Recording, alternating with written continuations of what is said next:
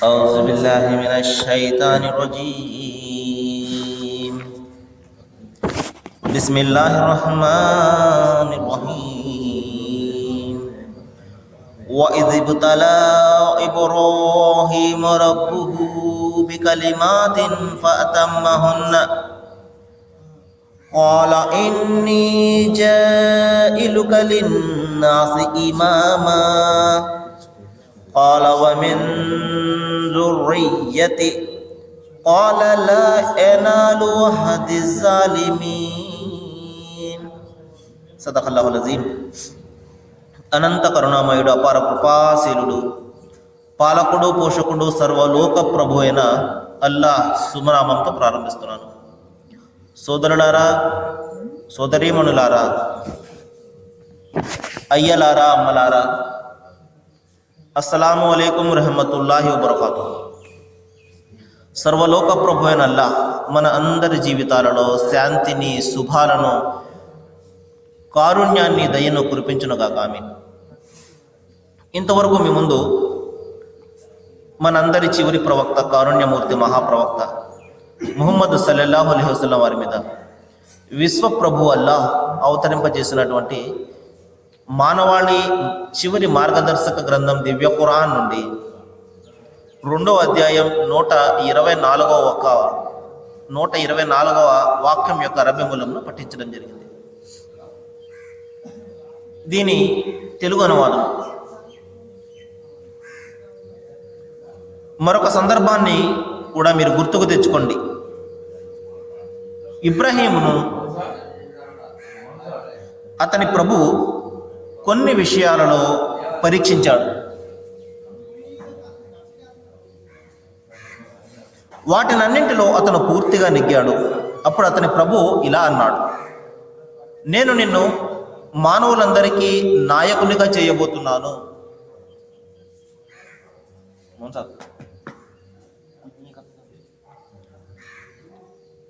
అప్పుడు ఇబ్రాహీం తన ప్రభువును ఈ విధంగా అడిగాడు, ఓ ప్రభు, నీ వాగ్దానము నా సంతానానికి కూడా వర్తిస్తుందా అని. అప్పుడు అల్లాహ్, నా వాగ్దానము దుర్మార్గులైన వారికి ఎంత మాత్రం వర్తించదు అని సమాధానం చెప్పాడు.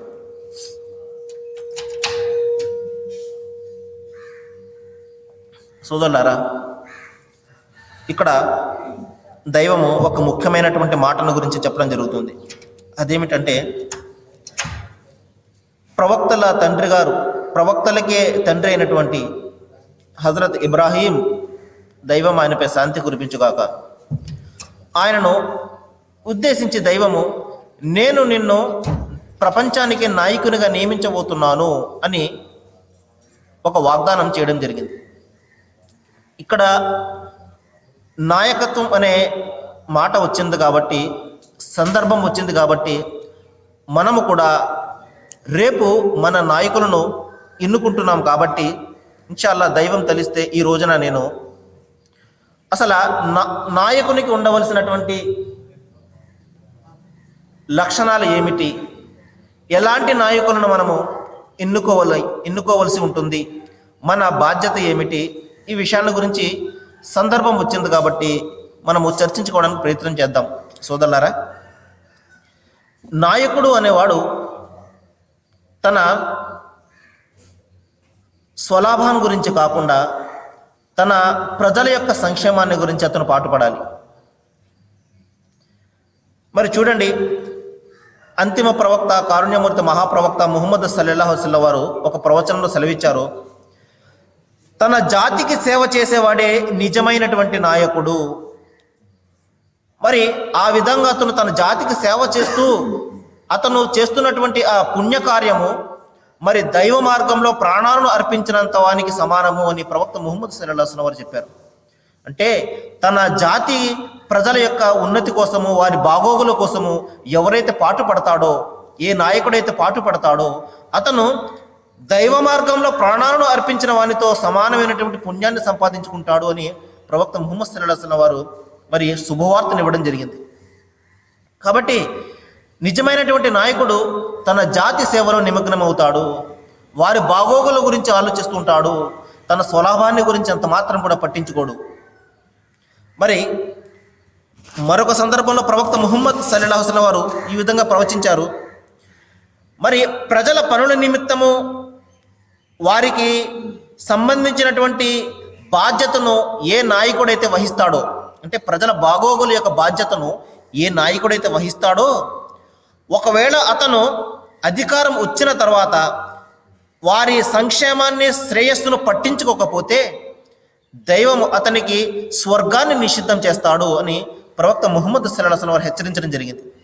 కాబట్టి నాయకుని యొక్క బాధ్యత ప్రజా సంక్షేమము, ప్రజల యొక్క శ్రేయస్సు, వీటిని విస్మరించి అతను తన స్వలాభాన్ని అతను చూసుకున్నట్లయితే ప్రపంచంలో అతనికి 4 డబ్బులు రావచ్చు, కానీ పరలోకంలో అతను శాశ్వతంగా స్వర్గాన్ని కోల్పోతాడు అని ప్రవక్త ముహమ్మద్ సల్లల్లాహు అలైహి వసల్లం వారు ప్రవచించడం జరిగింది.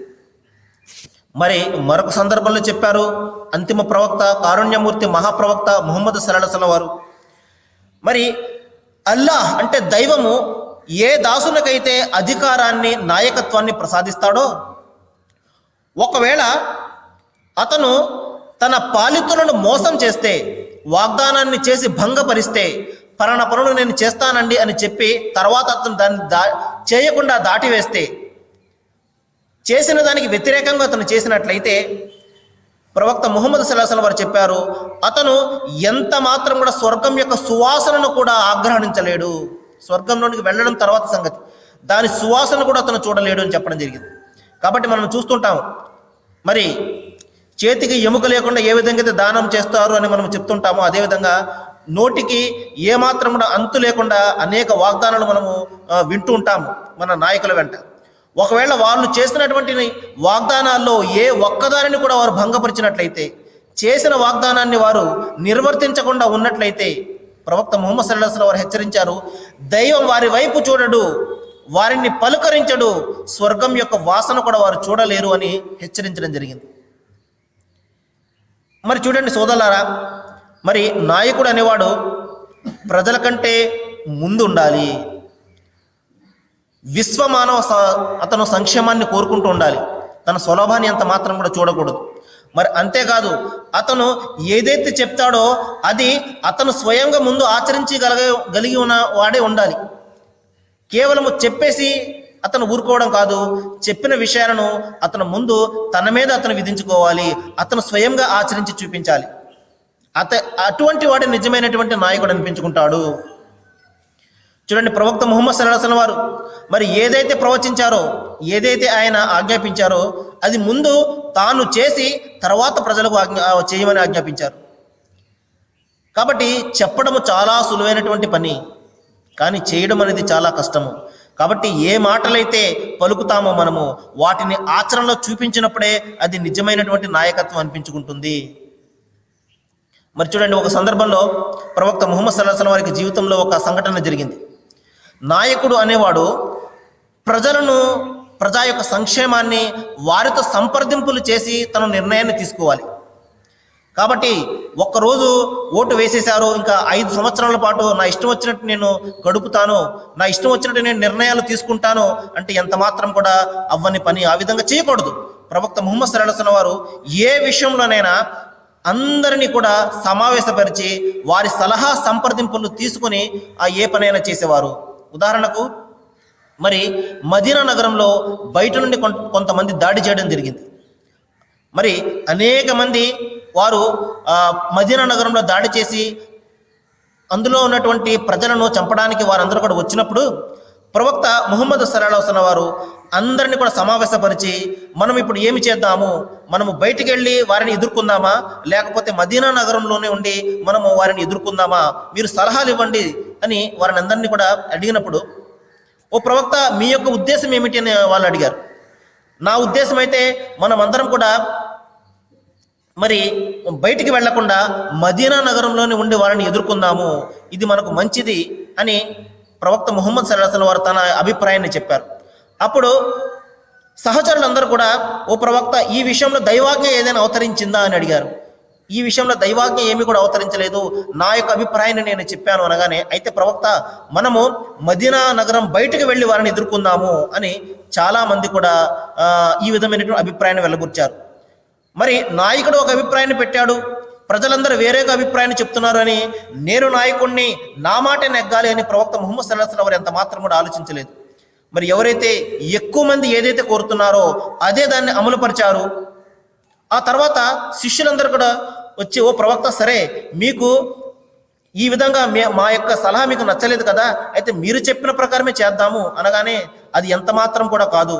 నాయకుడు అనేవాడు తన ప్రజల యొక్క సలహా సంప్రదింపులతోటి నడవాలి. వారు ఏదైతే కోరుతున్నారో అదే చేయాలి అని చెప్పేసి వారి సలహా మేరకు ఆ బయటకు వెళ్ళి వారిని ఎదుర్కోవడం జరిగింది. ఈ విధంగా నాయకుడు అనేవాడు ప్రజలందరి యొక్క సలహా సంప్రదింపులతోటి అతను ఏదైనా పని చేయాలి. ఒక్కరోజు ఓటు వేసేశారు, ఇక 5 సంవత్సరాల పాటు నా ఇష్టం వచ్చినట్టు నేను నిర్ణయాలు తీసుకుంటాను అంటే అది నిజమైనటువంటి నాయకత్వం అనిపించుకోదు. ఆ తర్వాత చూడండి సోదరులారా, ప్రవక్త ముహమ్మద్ సల్లల్లాహు అలైహి వసల్లం వారు ఒక సందర్భంలో ఈ విధంగా ప్రార్థించారు, ఓ దేవా, మరి ఎవరైతే ప్రజలపై అధికారులుగా నాయకులుగా నియమింపబడతారో వారు తమ ప్రజల మీద దౌర్జన్యాన్ని చేసినట్లయితే ఓ దైవమా, నీవు కూడా వారి మీద దౌర్జన్యం చెయ్యి, నీవు కూడా వారిని కఠినంగా వ్యవహరించు. మరి ఎవరైతే ఏ నాయకుడైతే తన ప్రజల పట్ల మృదుత్వాన్ని, నెమ్మదిని ఎవరైతే అవలంబిస్తారో నీవు కూడా వారి పట్ల మృదుత్వాన్ని అవలంబించు అని దైవాన్ని ప్రార్థించడం జరిగింది. కాబట్టి నాయకుడు అనేవాడు కఠినమైనటువంటి మనస్సును ఎంత మాత్రం కూడా కలిగి ఉండకూడదు. కేవలము ఈ 4 రోజుల పాటు ఓట్ల కోసము వచ్చి ఎంతగానో మంచిగా మాట్లాడి ఆ తర్వాత అవసరం తీరిపోయిన తర్వాత ఇష్టం వచ్చినట్టు కఠినంగా వ్యవహరించడము అది ఎంత మాత్రం కూడా కాదు. ఆ విధంగా చేసినట్లయితే, మరి అతను కఠినంగా వ్యవహరించినట్లయితే దైవం కూడా అతని పట్ల కఠినంగా వ్యవహరిస్తాడు. మరి అతను నెమ్మదిని ఏ విధంగా అయితే ఓట్ల సమయంలో ఎంతో మృదువుగా మాట్లాడతాడో అదే విధంగా 5 సంవత్సరాల పాటు కూడా అతను అంతే విధంగా మృదువుగా ఉన్నట్లయితే దైవం అతని పట్ల కూడా మృదువుగా ఉంటాడు. ఇది ప్రవక్త ముహమ్మద్ సల్లల్లాహు అలైహి వసల్లం వారు దైవానికి చేసినటువంటి ప్రార్థన నాయకుల గురించి. మరి చూడండి, మరొక సందర్భంలో చెప్పారు, మరి ఎవరైతే న్యాయంగా తన ప్రజలను పరిపాలిస్తారో, ఏ నాయకుడైతే తన ప్రజలందరి మీద సమన్యాయాన్ని పాటిస్తాడో, కుల మత భేదాలన్న తన పర భేదం లేకుండా ఎవరైతే సమానంగా వారిని ఆదరిస్తాడో, ప్రవక్త ముహమ్మద్ సల్లల్లాహు అలైహి వసల్లం వారు ఒక శుభవార్త ఇచ్చారు. అటువంటి వారు మరి ప్రళయ దినాన్న స్వర్గంలో ప్రకాశవంతమైనటువంటి వేదికలపై ఉంటారు. వారు ఎవరంటే వారు తమ పాలనలో, తమ ఇండ్లలో, తమ బాధ్యతల విషయంలో సమన్యాయాన్ని పాటించే వాళ్ళే ఉంటారు. కాబట్టి నా వాడికి, నా వీధి వాడికి ఒక న్యాయము, పక్క వీధి వాడికి ఒక న్యాయము, మరి నా కులం వాడికి, నా మతం వాడికి ఒక న్యాయము, మరొక మతం వాడికి మరొక న్యాయము, ఇలా కాకుండా ప్రజలందరినీ కూడా సమానంగా, వీళ్ళు నాకు ఓట్లు వేసినా వేయకపోయినా వీళ్ళు నా వార్డు ప్రజలు అని ఎవరైతే ఒకవేళ గెలిచినప్పటికీ కూడా నీవు నాకు ఓటేసావేంటి అని ఇటువంటి అభిప్రాయాన్ని పెట్టుకోకుండా గెలిచిన తర్వాత అందరినీ కూడా సమానంగా అతను తన యొక్క పక్షపాత రహితంగా అతను పాలించవలసి ఉంటుంది. ఆ విధంగా చేసినట్లయితే ప్రపంచంలో కూడా అతనికి దైవము గౌరవాన్ని ఇనుమింపజేస్తాడు. అతని యొక్క గౌరవాన్ని దైవము ఇంకా ఎక్కువ చేస్తాడు.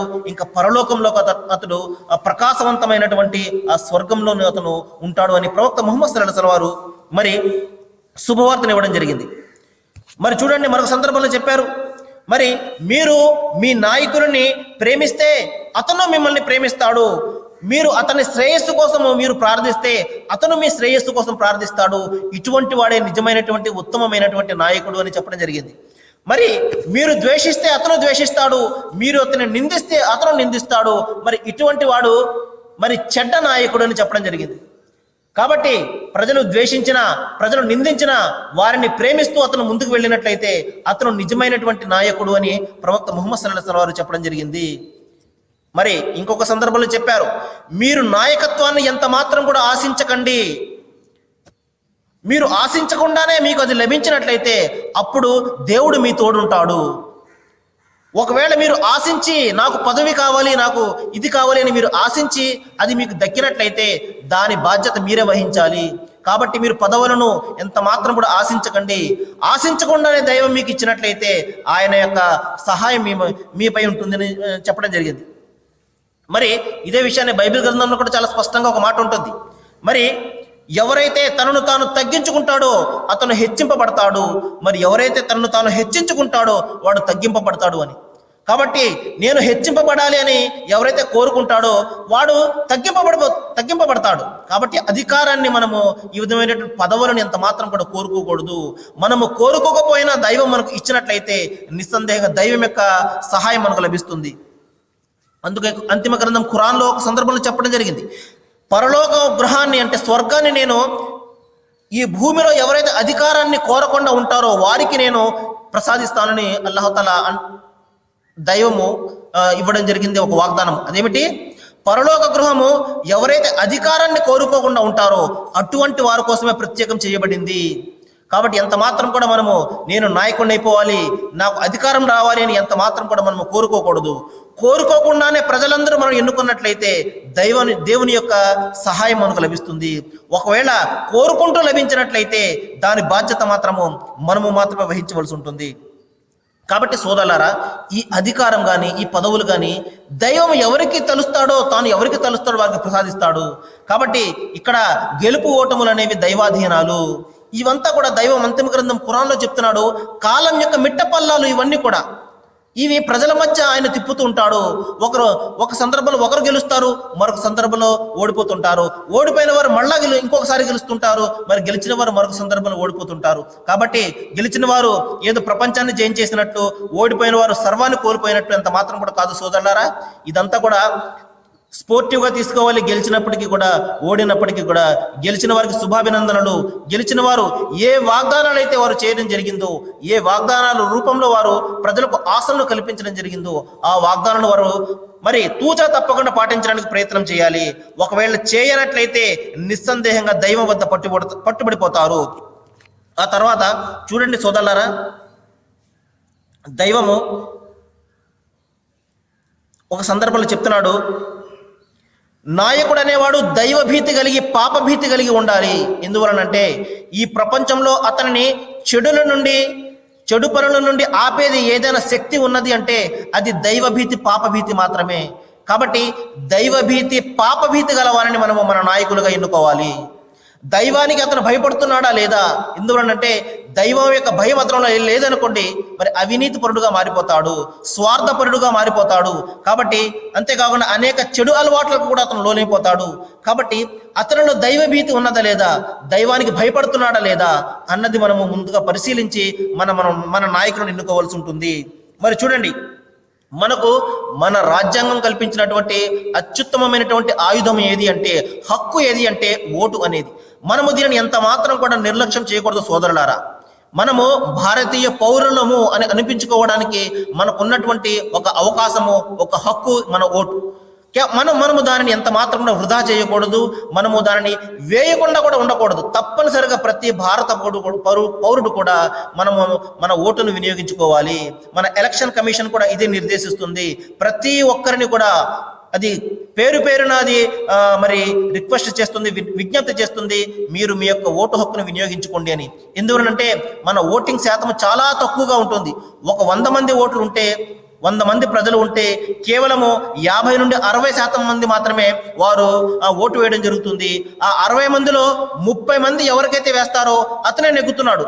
అంటే 100 మందిలో 70 మందికి ఇష్టం లేనివాడు, 30 మందికి ఇష్టం ఉన్నవాడు అయితే అతను ఆ 70 మంది మీద కూడా అధికారం చలాయిస్తున్నాడు. చూడండి మన సరళి ఏ విధంగా ఉన్నది, మన రాజ్యాంగం యొక్క సరళి ఏ విధంగా ఉన్నది. కాబట్టి ఒక వ్యక్తి నెగ్గాడు అంటే అతను మొత్తం 100 మందికి కూడా ఇష్టమై ఉండట్లేదు. కేవలం ఒక 30 మందికి లేకపోతే ఒక 25 మందికి ఇష్టం ఉన్నవాడు అయితే 75 మందికి ఇష్టం లేకపోయినప్పటికీ కూడా మన నాయకుడే అతను చలామణి అవుతున్నాడు. అందుకే ప్రవక్త ముహమ్మద్ వారు చెప్పారు, మరి మీరు ఎలాంటి వారో మీపై నాయకుడు కూడా అలాంటి వాడే ఉంటాడు. మీరు మంచిగా ఉన్నట్లయితే మీ నాయకుడు కూడా మంచిగా ఉంటాడు. మీరు స్వార్థపరులై, మీరు అవినీతి పరులైతే మీపై అటువంటి నాయకులే చలామణి చేస్తారు, అధికారాన్ని చలామణి చేస్తారు అని చెప్పేసి ప్రవక్త ముహమ్మద్ సల్లల్లాహు అలైహి వసల్లం చెప్పారు. మరి మరొక హెచ్చరిక కూడా చేశారు, మరి అంతిమ కాలంలో మరి ఎలాంటి వారు మీకు నాయకులు అయిపోతారంటే, మీ ప్రజలలో అత్యంత నీచులు, మరి ఏ విధంగా కూడా క్యారెక్టర్ లేని వాళ్ళు మీకు నాయకులై మీ మీద అధికారాన్ని చలాయిస్తారు. ఇది ప్రళయానికి సూచన అని ప్రవక్త ముహమ్మద్ వారు చెప్పడం జరిగింది. కాబట్టి మనం అటువంటి నాయకులను ఎన్నుకునే అవకాశాన్ని, మనము మంచి నాయకులను ఎన్నుకునే అవకాశాన్ని దైవం మనకి ఇచ్చాడు. మనము మన యొక్క ఓటును ఉపయోగించుకొని మనకు పనికి వచ్చే, దైవభీతి కలిగే, మనకు సహాయం చేసే, మన గురించి ఆలోచించే నాయకులను మనం ఎన్నుకోవాలి. మనము మన యొక్క ఓటును మనము కొద్దిపాటి సొమ్ముకు మనం అమ్ముకున్నట్లయితే, దైవము అంతిమ గ్రంథం ఖురాన్లో చెప్తున్నాడు, ఇది నా తరపు నుండి ఇచ్చినటువంటి ఒక అమానతు, అంటే ఒక అప్పగింత. ఈ అప్పగింతను నీవు మరి ఎవరైతే హక్కుదారులో వారికి మాత్రం ఇవ్వాలి, లేకపోతే దైవం నిన్ను ప్రశ్నిస్తాడు. నేను ఇచ్చినటువంటి ఈ ఓటు హక్కును నీవు ఏమాత్రం కూడా పనికిరాని వాడికి, మరి ఏమాత్రం కూడా అర్హత లేని వాడికి నువ్వు వేశావు అని దైవం ప్రశ్నిస్తాడు. కాబట్టి సోదరులారా, ఇది ప్రపంచానికి సంబంధించినటువంటి విషయం కాదు, పరలోకానికి కూడా సంబంధించినటువంటి విషయము. అంతిమ గ్రంథం ఖురాన్లో చెప్తున్నాడు, మరి ఇన్నల్లాహ యఅమురుకుం అన్ తువద్దుల్ అమానాతికుం ఇలా అహ్లిహి. దైవం మిమ్మల్ని ఆజ్ఞాపిస్తున్నాడు, మీ అమానతుని మీరు అర్హులైన వారికి మీరు ఇవ్వండి, అర్హత లేని వారికి అందలాన్ని ఎక్కించకండి. కాబట్టి సోదరులారా, మరి ప్రవక్త ముహమ్మద్ వారు మరొక సందర్భంలో చెప్పారు, మరి ప్రళయ దినం యొక్క సూచన ఏమిటంటే, ప్రళయకాలం యొక్క సూచన ఏమిటంటే, మరి ఒక వ్యక్తిలో చెడును చూసి ప్రజలు అతనికి భయపడతారు అని. కాబట్టి ఇటువంటి భయాలను మనం ఎంత మాత్రం కూడా పెట్టుకొని మన అర్హత లేని వారిని మనం ఎంత మాత్రం కూడా అందరాన్ని ఎక్కించకూడదు. మనము పరిశీలించాలి, మనకు ఎవరు సహాయం చేస్తారు, దేవుని యొక్క భయం ఎవరిలో ఉన్నది, మరి ఎవరైతే తమ వాగ్దానాన్ని నిలబెట్టుకుంటారు, ఇది మనము పరిశీలించి మనము మన యొక్క హక్కును వినియోగించుకోవాలి. లేదు మనం ఏమరపాటులో, ఒక్క పూట మనం ఏమరపాటులో ఉన్నామంటే 5 సంవత్సరాల పాటు మన మీద అధికారాన్ని చలాయిస్తారు. తర్వాత మనం ఎంత ఏడ్చినా, ఎంత మొత్తుకున్నా కూడా 5 ఏళ్ల పాటు కూడా మళ్ళా వారు మారే అవకాశం ఉండదు. కాబట్టి సోదరులారా, మరి రేపు మనము మన నాయకులను ఎన్నుకునే రోజు, మరి మనము పొద్దున్నే మనము మన యొక్క హక్కును వినియోగించుకోవాలి. లేకపోయినట్లయితే మరి మన యొక్క హక్కును వేరొకరు వినియోగించుకుని మనకు ఆ ఓటు హక్కు లేకుండా చేస్తారు. కాబట్టి ఇటువంటి అనేక పనులు కూడా మనము కళ్ళ ముందు రోజు కూడా చూస్తున్నాము. కాబట్టి మన యొక్క ఓటు హక్కును మనము పొద్దున్నే వెళ్ళి మనము ఎంతో బాధ్యతతోటి, మనం భారతీయ పౌరులు కాబట్టి మనకు రాజ్యాంగం కల్పించినటువంటి ఈ హక్కును వినియోగించుకోవడము మన బాధ్యతగా మనము దీన్ని స్వీకరించి మనము మన ఓటు హక్కును అర్హత గల వ్యక్తికే మనము వేయవలసి ఉంటుంది. కాబట్టి సోదరులారా, మరి దైవాన్ని నేను ప్రార్థిస్తున్నాను. మరి ఏ విషయాలైతే ఇక్కడ నాయకత్వానికి సంబంధించి మనము అనేక చక్కటి విషయాలను మనము విన్నామో, మన విశ్వాసాన్ని మనం ఎంత మాత్రం కూడా అమ్ముకోకూడదు సోదరులారా. మరి కేవలం కొద్దిపాటి సొమ్ము కోసము మన విశ్వాసం అంటే ఇక్కడ మన ఓటు హక్కు, మన యొక్క అమానతు, ఇది మన అప్పగింత, ఇది దైవం మనకి ఇచ్చినటువంటి ఒక అవకాశం. దీన్ని మనము కొద్దిపాటి సొమ్ముకు మనము దాన్ని అమ్ముకుని 5 ఏళ్ల పాటు మనం బాధలు పడకూడదు. కాబట్టి పరిశీలించండి, ఎవరు మంచి వ్యక్తి, ఎవరు నైతికత వ్యక్తి, ఎవరు వాగ్దానాన్ని పాలించే వ్యక్తి, ఇది మనము పరిశీలించే మనము మన యొక్క ఓటు హక్కును వినియోగించుకోవాలి. దైవము మీకు నాకు మనందరికీ కూడా మంచిని ప్రసాదించుగాక. మరి మంచి నాయకత్వాన్ని, మంచి నాయకులను ఎన్నుకునే ఆ జ్ఞానాన్ని దైవము మీకు నాకు మనందరికీ కూడా ప్రసాదించుగాక. వాఖిరు దవానా అనిల్ హమ్దులిల్లాహి రబ్బిల్ ఆలమీన్. అస్సలాము అలైకుం.